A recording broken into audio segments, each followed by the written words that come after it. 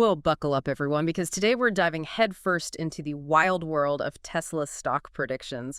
And let me tell you, it's about as predictable as, well, Elon Musk on a Twitter spree, especially with this 2024 election looming large. You're not kidding about the unpredictable part. What I find fascinating is that we're not just talking about electric cars anymore. Nope. Tesla's performance is like this barometer for the entire EV market, all tangled up with political maneuvering and, of course, those strategic decisions from Musk himself. It's true. Even those seasoned Wall Street investors, they're left scratching their heads wondering, will it be a red wave or a blue wave that makes or breaks Tesla? So let's break it down, the conventional wisdom at least. A win for the Democrats. That usually signals good news for the EV market overall, right? More government incentives, maybe even some of those sweet, sweet subsidies. Right, those subsidies definitely catch the eye. But we've got to look at the flip side, too. You know, the dreaded corporate tax hike that tends to ride alongside those initiatives. So does it all balance out, or did those higher taxes just eat up all those gains? That is the multi-million-dollar question, isn't it? And to make things even spicier, some analysts are really honing in on this potential impact of a minimum corporate tax rate, especially for companies like Tesla, those big players. Interesting. So even if those subsidies look tempting on the surface, a minimum tax rate could put a real dent in their overall profitability. It's more complicated than it seems at first glance. Yeah, definitely. And then you flip the chessboard, right, or Republican victory, and suddenly those EV subsidies are on the chopping block. But here's the thing. Musk might actually welcome that trade-off. He just might. Yeah. And that's where his unique perspective comes into play. Because less regulation is more his style. Exactly. Deregulation and tax cuts, those have always been more aligned with his, let's just say, libertarian leanings. You can see this reflected in his past decisions, too. Like, remember when he moves Tesla's headquarters to Texas? Right, right. That wasn't just about lower taxes. It was a statement. It's like he was saying, hey, I prefer a business environment where the government, well, they just stay out of the way. Okay, so short-term pain for maybe some potential long-term gain, at least if you're viewing it through those Musk-colored glasses. Precisely. But let's not forget about the global forces at work here. This is where it gets really interesting. Oh, like what? Like those tariffs on Chinese imports. Yeah. It's a double-edged sword, really. How so? Well, Tesla relies on some pretty key components from China for their manufacturing, right?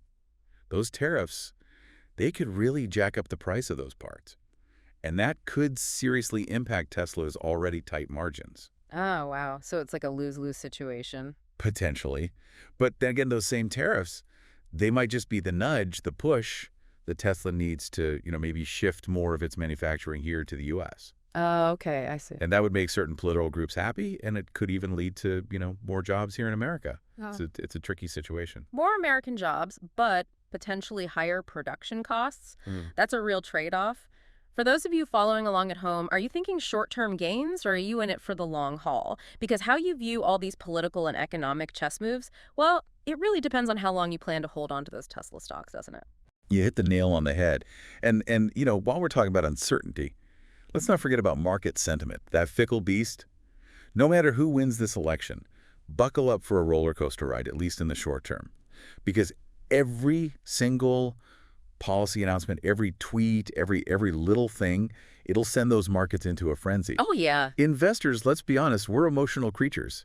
And sometimes our reactions, they don't exactly screen rational, That's so true. Which brings us to the real heart of this whole thing. This isn't just about which party's policies look better for the EV market on paper.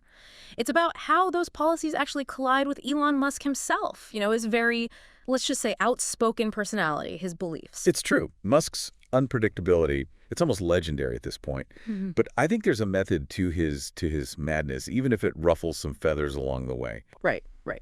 Let's take his stance on EV charging infrastructure, for example. Now, you would think, right, that the CEO of Tesla, he'd be all for government investment in a big nationwide charging network.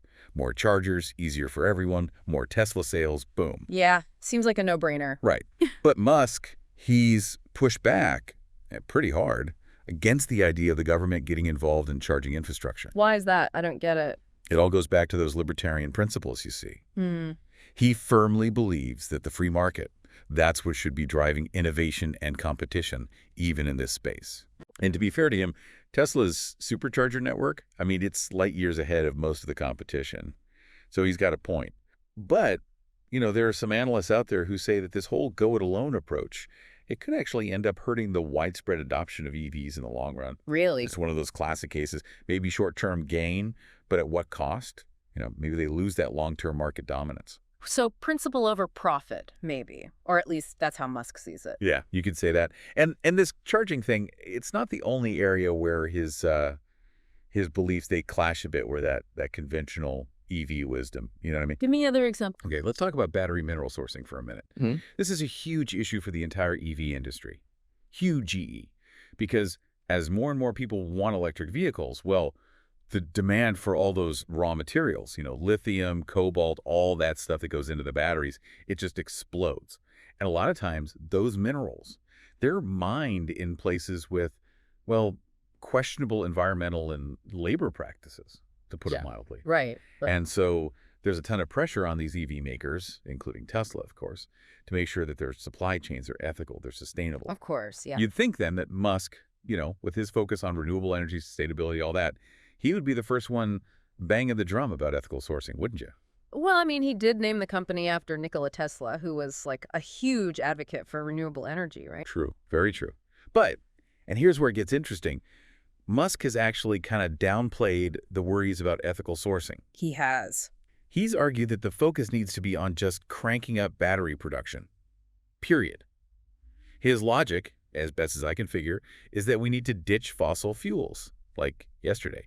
And to do that, we need those resources, even if it means, maybe cutting a few corners. Interesting. Again, it all circles back to his thing about government regulations, red tape, just slowing everything down. So it's like the ends justify the means kind of approach. Yeah, I think that's a good way to put it. Very pragmatic, sure, but it's not winning him any fans with those environmental groups or those investors who are really focused on, the social impact of their money. Right. So he's a bit of a lightning rod then, no? You could say that. And that's the tightrope he walks. Every single decision. Brilliant engineer, visionary, no doubt, but that hardcore commitment to his own personal principles.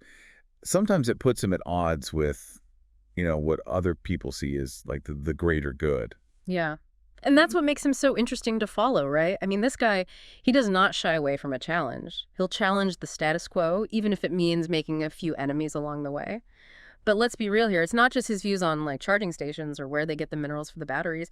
There's the elephant, or maybe we should say the Cybertruck, in the room. His politics. Oh, yeah. We can't avoid that forever. Because he's very publicly aligned himself with, how do we say this, that Trumpian style of politics. And that just throws a whole other wrench in the works, doesn't it? It definitely adds another layer to the whole Tesla story. Because now you've got this guy, right, champion of clean energy. But he's buddy-buddy with a movement that, let's just say, has a bit of a reputation for not exactly being friendly to those environmental regulations. It really is enough to give a Wall Street analyst whiplash. It's a head-scratcher, no doubt. Yeah. Especially when you think about the potential impact on, Tesla's brand, their image, their customer base, especially those early adopters. They tend to be pretty, environmentally conscious. And, well, let's just say not exactly huge fans of the Trump train. Yeah, you don't see too many Magier hats at the Tesla supercharger station. Not usually. Exactly. And this isn't just me speculating, We've been looking at what people are saying online, those Reddit forums, all that. And there's definitely a growing sense of, I don't know if unease is the right word, but definitely some Tesla owners feeling a little, I don't know, conflicted maybe. Yeah, like, do I stay true to my principles or do I keep driving this awesome electric car? Yeah. That's got to be a tough one. It really does highlight how much power that personal branding has, For better or worse. Musk, he's always been outspoken. That's part of who he is. But as he's gotten bigger, more influence, well, people are paying attention. And the stakes are higher, for sure. But, okay, let's not get totally sidetracked by the politics here. Tesla's got those Q3 delivery numbers coming out any day now, and expectations are through the roof. Analysts are saying, record-breaking quarter, somewhere around 462,000 vehicles delivered. That's a huge jump if they hit it. And honestly, it would be a much-needed win for Tesla. Let's be honest, the last couple quarters, they haven't exactly lived up to all the hype. That's true. A strong Q3, that would give them some serious momentum, especially with Robotaxi Day coming up so soon. Ooh, now that's an event I'm excited about. The rumors are flying. People are saying game-changing announcements, maybe even, get this, new models, more affordable ones aimed at the mass market. Okay, so new models, massive delivery numbers, and then of course there's the holy grail, full self-driving. If Tesla actually figures that out, it's not just a win for them, it changes the entire auto industry, like forever. No doubt about it. Imagine your car. It's not just a car anymore. It's making you money. You're at work. It's out driving for a ride-sharing service. That's the dream, right? That's what full self-driving promises. And Tesla, they are all in on that bet. So even with the political stuff and, whatever Elon's tweeting this week, it seems like Tesla's future really comes down to whether they can deliver on the tech, right? Like, are they actually as innovative as they claim to be?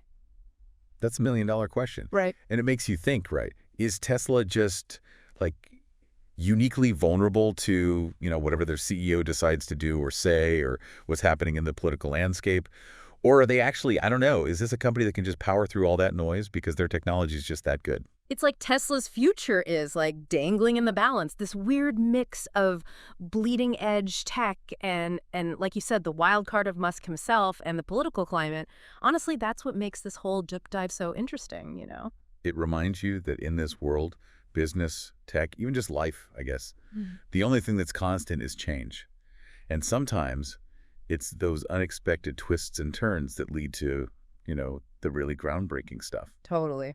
Well, we will definitely keep our eyes peeled for any new developments in the Tesla saga, that's for sure. And to everyone listening, thanks for joining us on this deep dive. Keep exploring, keep asking questions, and we'll catch you on the next one.